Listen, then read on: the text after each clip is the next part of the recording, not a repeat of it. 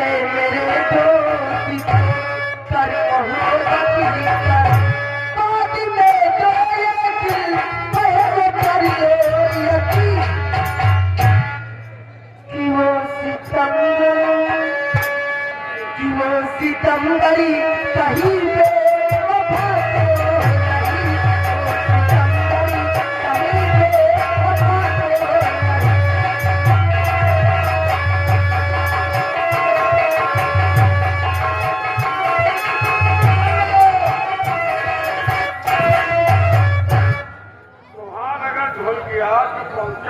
गई राजा ढोलकियार कहाँ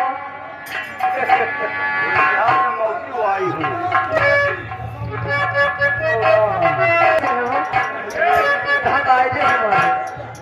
अरे बड़ी निकला गए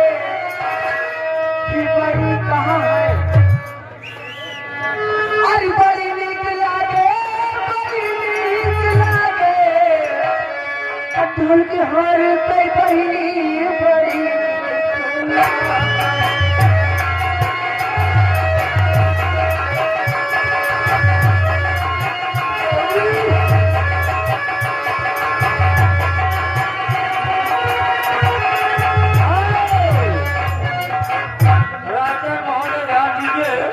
ये आ गए फूल टन भाई कहना चाहे समय देखते हुए चलते कहना चाहे और पीछू डोल गए सारे अगनवा महो पीछू डोल गए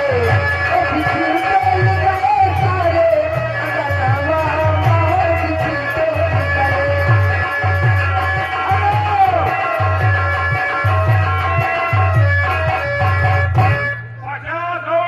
लेकिन ढोलकिया जो है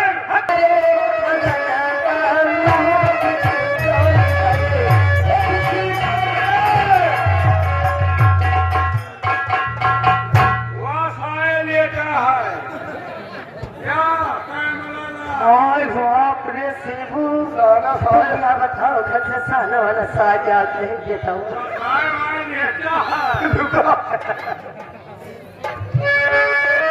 अगली बगली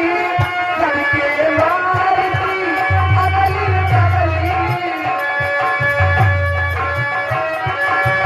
अगली बगली